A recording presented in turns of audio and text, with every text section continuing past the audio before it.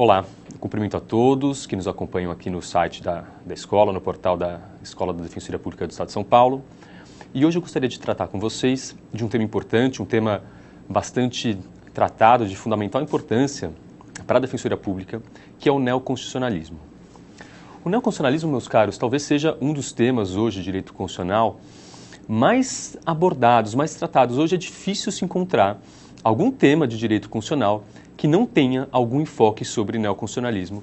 E daí a importância desse assunto, desse tema, que, como eu disse, está bastante ligado à prática, à litigância da Defensoria Pública.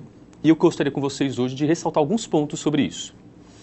Me parece importante dizer, meus caros, que grande parte dos aportes teóricos, das contribuições teóricas do neoconstitucionalismo, não são lá tão novas assim. O neoconstitucionalismo, em grande medida, traduz uma releitura de temas clássicos, de institutos clássicos do constitucionalismo moderno, do constitucionalismo ortodoxo do século XVIII, com um viés diferente, ou levemente diferente. Se eu pudesse dizer e sintetizar para vocês, numa definição muito singela do que seja o neoconstitucionalismo, ou que seja a essência do neoconstitucionalismo, eu poderia juntar todo o aporte, toda a construção histórica do constitucionalismo moderno, aquele constitucionalismo de perfil liberal do século XVIII, que criou estados liberais, aquele constitucionalismo fundado na Constituição Americana de 1787, na Constituição Francesa de 1791. É tudo isso, todo esse histórico constitucional, agregado de um adjetivo, de um predicado, ou de uma função um pouco mais nova, ou melhor dizendo, uma preocupação um pouco mais nova. Essa preocupação é a eficácia da Constituição. A gente tem todo aquele histórico constitucional, a função da Constituição, a função do constitucionalismo agregada de uma função específica, que é a função de efetividade, de eficácia da Constituição. Isso que denota e isso que em grande medida caracteriza a novidade, neoconstitucionalismo. A busca de meios capazes de se cravar a bandeira da eficácia e da efetividade de uma Constituição. Para falar de neoconstitucionalismo, eu precisaria falar com vocês sobre os seus marcos. A doutrina identifica alguns marcos do neoconstitucionalismo, marcos históricos, marcos filosóficos, marcos teóricos, que denotam, olha, isso é neoconstitucionalismo, em contraposição, em grande medida, com o chamado constitucionalismo clássico, com o chamado constitucionalismo moderno. Queria falar, em primeiro lugar, dos marcos históricos, aquelas grandes referências históricas que moldaram a criação desse novo constitucionalismo. Nesse ponto, é preciso distinguir marcos históricos propriamente europeus, que surgiram na Europa, de marcos históricos brasileiros, do neoconstitucionalismo brasileiro. Começando pela Europa, berço, sede desse conjunto de novas tecnologias jurídicas que defendem a efetividade da Constituição, a gente precisa relembrar do contexto do pós-guerra. Todos sabem que, na Segunda Guerra Mundial, grandes atrocidades contra direitos fundamentais, contra direitos humanos, foram praticados, especialmente no Estado alemão, no regime nazista, sob a égide, sob a proteção da lei, do direito positivado. Muitas das práticas discriminatórias tinham respaldo legal. Vigorava naquele momento a seguinte compreensão: o povo, na sua maioria, elegeu um líder, todos bem sabemos, do respaldo popular que Hitler tinha, e elegeu um parlamento capaz de chancelar, de legitimar opções políticas discriminatórias, que atentavam contra direitos humanos.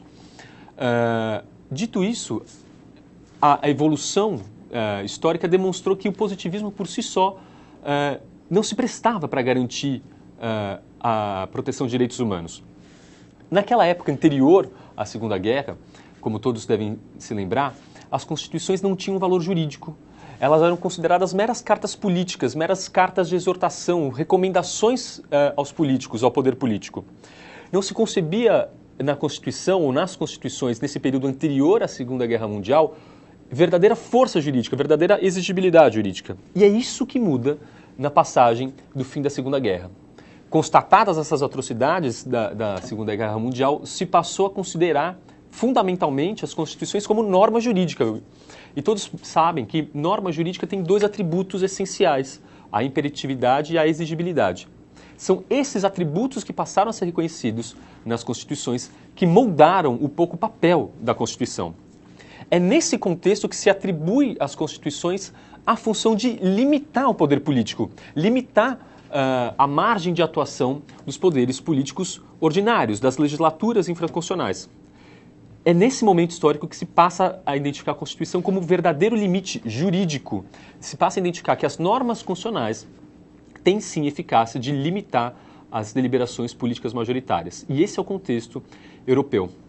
Se a gente for relembrar um pouco mais, essa construção teórica nasceu, sobretudo, da jurisprudência dos anos iniciais do Tribunal Constitucional Federal da Alemanha, o famoso TCF alemão, Tribunal Constitucional Federal da Alemanha, que foi instalado, começou as suas primeiras sessões em 1951, já 6 anos após o final da Segunda Guerra. E nesse momento inicial se cunhou, se criou um princípio, se reconheceu um princípio existente na Lei Fundamental de Bonn, de 1949, que é a Constituição alemã até hoje, que é o princípio da força normativa da Constituição. Percebe que esse princípio da força normativa da Constituição é que dá essa nota, esse tom de imperatividade, de exigibilidade às normas constitucionais. Como eu disse, as Constituições passam a ser encaradas como normas jurídicas, exigíveis, imperativas, que vinculam, em grande medida, o legislador, que diminuem, que flexibilizam sua margem de atuação. O grande pai criador do princípio da força normativa foi o professor de Direito Constitucional, juiz do Tribunal Constitucional Federal Alemão, Konrad Hesse. Ele que criou, que vislumbrou pela primeira vez e que melhor teorizou sobre o princípio da força normativa. Meus caros, o que eu iria destacar com vocês é que, nesse momento histórico, a gente passa de um Estado democrático, ou, em outras palavras, um Estado legislativo de direito, para um Estado constitucional. No período anterior, se concebia que a lei denotava totalmente todas as opções políticas válidas, legítimas. E a Segunda Guerra provou que isso estava errado. A lei, ainda que aprovada por grande maioria parlamentar, ou por hipótese, ainda que aprovada por unanimidade, se a lei violasse a Constituição deveria prevalecer, deveria ser efetiva, deveria ser eficaz. E, claro, deveriam haver instrumentos para a garantia da Constituição. Essa passagem de um Estado meramente legal, democrático, para um Estado constitucional é o que é o marco histórico do neoconstitucionalismo na Europa. No Brasil, o marco histórico dessa fundação, dessa criação de um neoconstitucionalismo no Brasil é outro. O marco histórico no Brasil é todo o processo de redemocratização que culminou com a promulgação da Constituição Federal de 5 de outubro de 1988. De 85 a 88 a gente passa por uma abertura democrática, existe uma queda, uma derrocada do regime militar, existem acordos firmados por setores sociais para que se voltasse a estabelecer uma democracia e, nesse momento histórico, a sociedade brasileira passa, talvez pela primeira vez, a nutrir um certo sentimento constitucional. Pela primeira vez, talvez, na história do nosso país, o povo brasileiro almeja ter a sua vida social regida por uma Constituição válida, cidadã, democrática e, acima de tudo, eficaz. Uma Constituição que se imponha como norma jurídica. E todo esse processo, esse verdadeiro sentimento constitucional, que já era vivenciado, por exemplo, entre os americanos desde a fundação, desde a gênese do Estado americano, esse sentimento só aflorou de forma mais intensa, essa vontade social de ter uma Constituição legítima, válida e, acima de tudo, eficaz, é o que marca a criação da nossa Constituição de 88. Não à toa, muitos dos direitos consagrados na Constituição Federal de 88 decorrem dessa onda neoconstitucionalista de conferir cada vez mais proteção à Constituição. A gente pode lembrar de vários instrumentos novos criados pela Constituição de 88 que traduzem esse anseio de efetividade. Talvez o principal deles seja o mandado de junção, o remédio constitucional próprio do controle difuso, pelo qual alguém que se veja privado de exercer um direito fundamental, que demande uma regulamentação pelo poder público, possa mover essa ação no judiciário, pedindo para que um juiz, pedindo para que um tribunal condene o poder público a sanar a omissão. Mandado de junção me parece, de fato, ser o principal, ou um dos principais instrumentos que denotam o reflexo dessa busca por efetividade das normas constitucionais.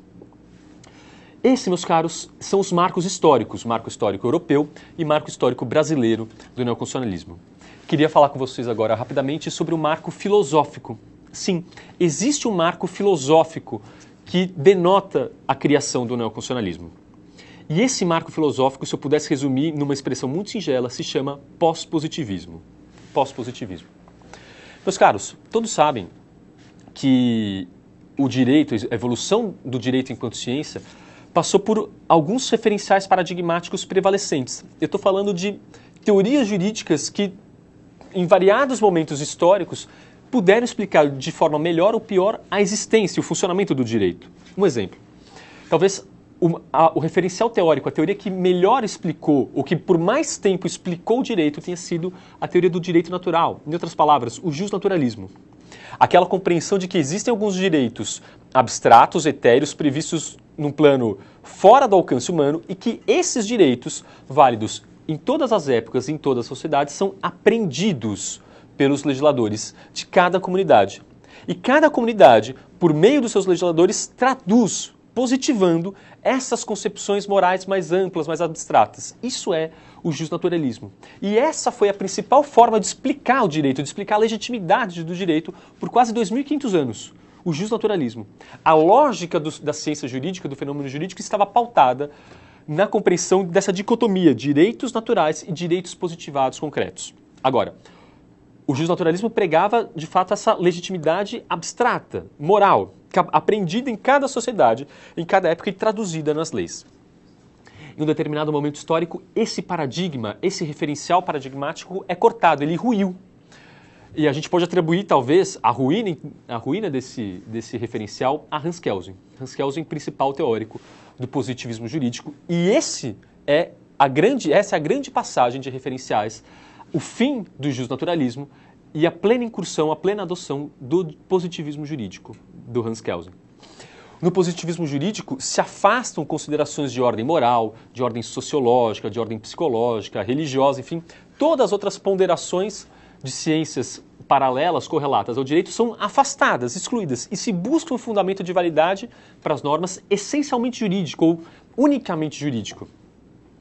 E o fundamento de validade exige a construção de uma corrente filosófica, uma corrente doutrinária, que vai criando aquela pirâmide normativa. Olha, atos mais concretos têm o seu fundamento de validade em atos levemente mais abstratos, que por sua vez têm seu fundamento de validade mais abstratos, culminando na Constituição escrita.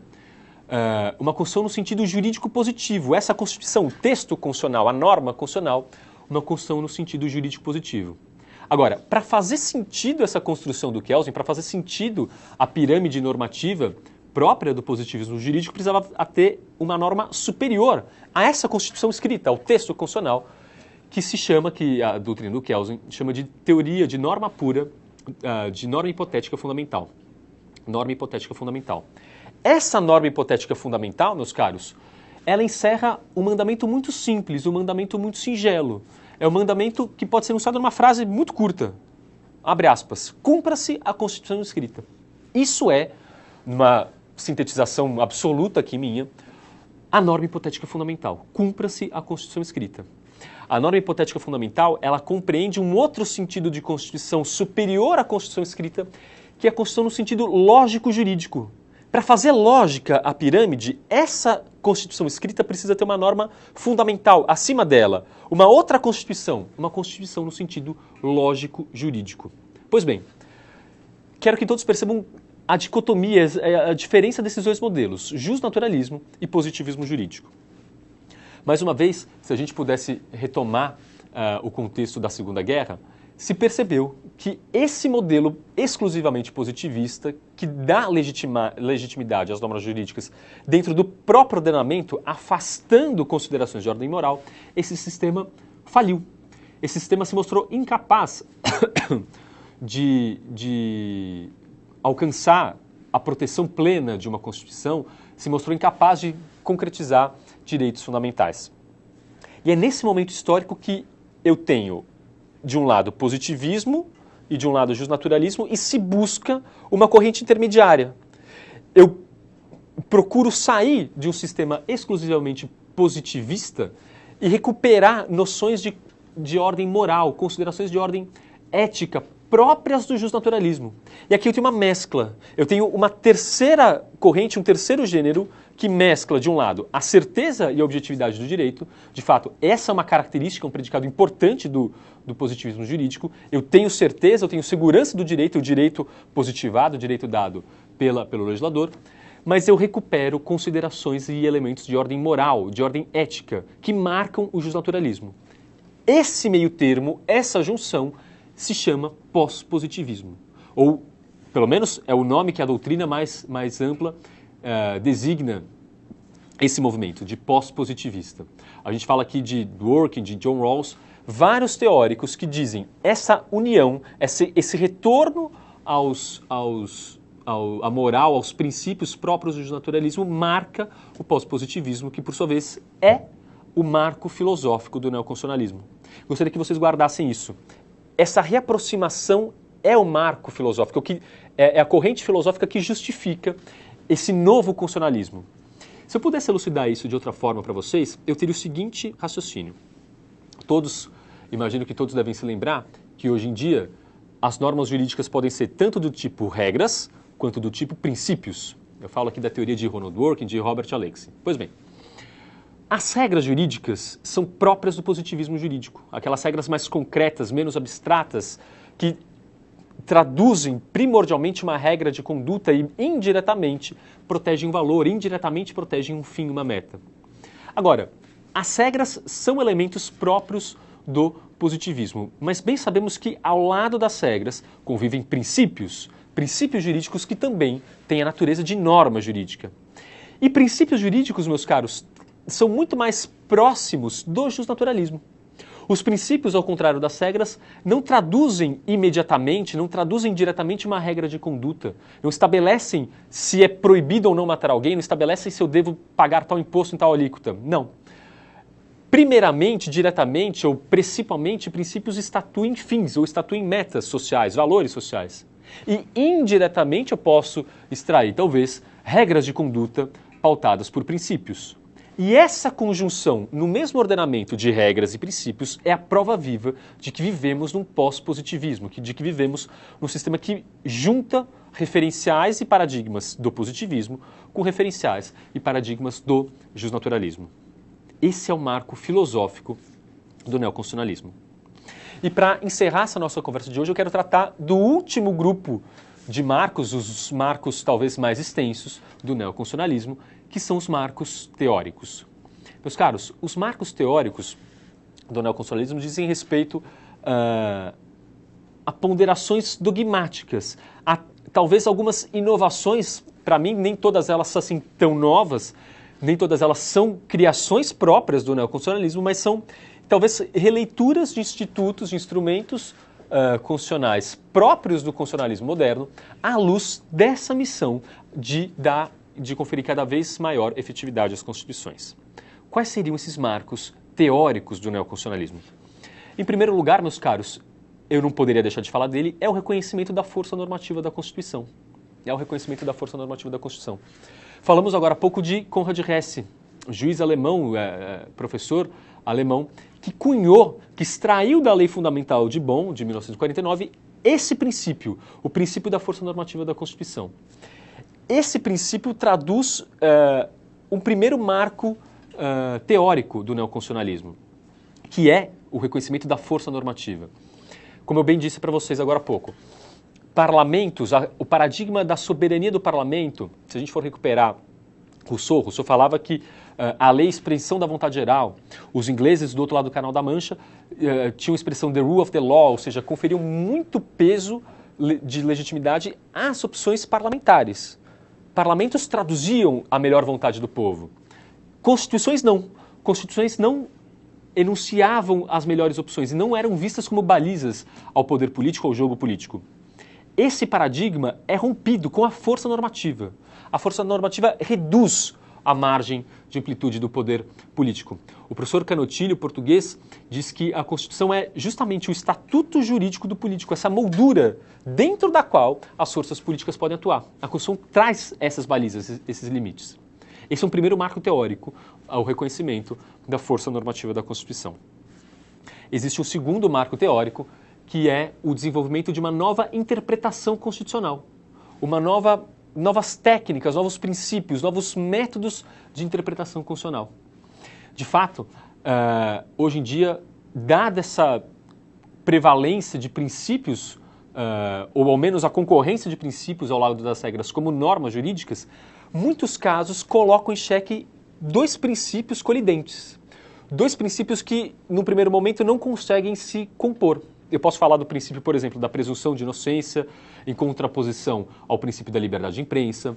A gente pode mencionar o princípio da propriedade, o direito fundamental de propriedade, abstrato, genérico, que é em contraposição à liberdade de expressão. E percebe?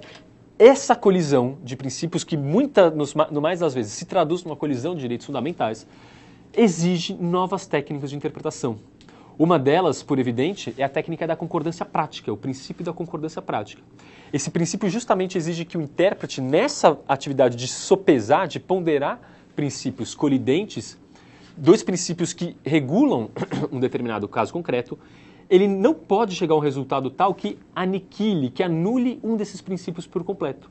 Se a gente for pensar no conflito entre presunção de inocência de um acusado, de um crime que causa algum clamor social, isso é bastante comum, e de outro lado, a liberdade de imprensa, a liberdade de manifestação, dois direitos fundamentais expressos por princípios jurídicos, talvez eu não tenha uma regra clara, aplicável para todos os casos. E é o juiz, muitas vezes é o judiciário, que vai sopesar, que vai dosar esses princípios.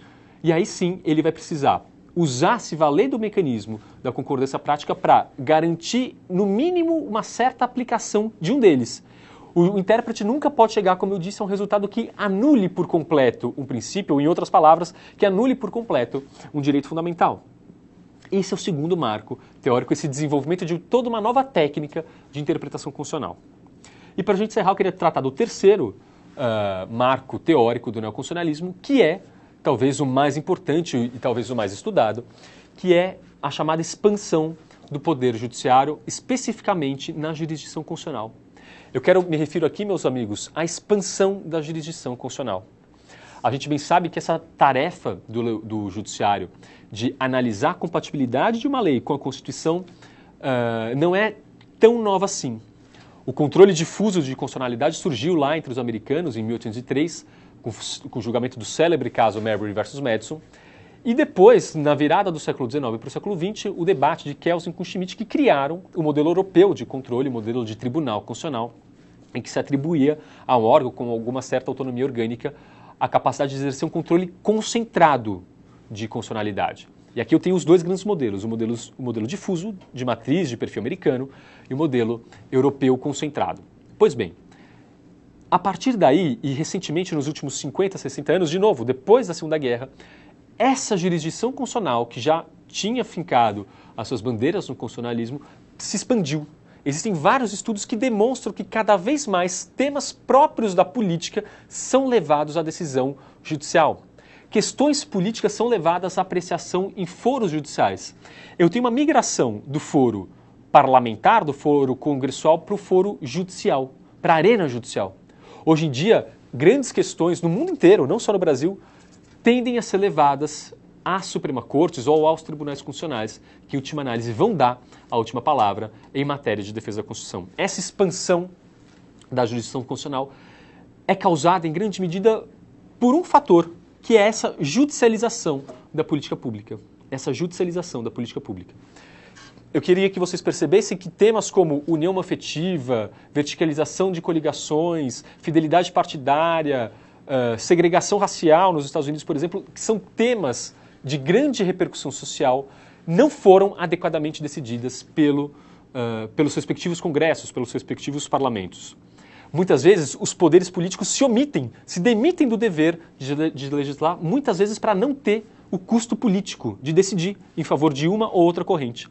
E há uma verdadeira delegação quase que voluntária do poder público aos tribunais, incentivando e promovendo essa judicialização da política. E essa judicialização da política, meus caros, é que causa essa expansão da jurisdição constitucional. Me parece importante ver o papel da Defensoria Pública nesse contexto. De fato, a crise de representatividade dos poderes políticos, que nem sempre expressam, nem sempre traduzem adequadamente os anseios sociais, exige mesmo outro tipo de atuação, um tipo de atuação judicial. E talvez nenhuma outra instituição, melhor do que a Defensoria, tenha o know-how, tenha a habilidade de levar ao Poder Judiciário pretensões, muitas vezes, que não encontram respaldo no seio político, na arena política. E a Defensoria Pública atua nessa judicialização e provoca uma judicialização com vistas a garantir no Poder Judiciário a efetividade da Constituição. Em outras palavras, em última análise, a Defensoria Pública atua muitas vezes na omissão, na falta e na deficiência do processo político majoritário para fazer, sim, com que a Constituição, com que direitos fundamentais como saúde, educação, moradia sejam tutelados, sejam efetivados pelo Poder Judiciário. E com isso eu encerro esse terceiro marco teórico do neoconstitucionalismo e encerro esse nosso encontro que se destinou a tratar de marcos do neoconstitucionalismo. Espero que tenha sido útil a todos. Obrigado. Até a próxima.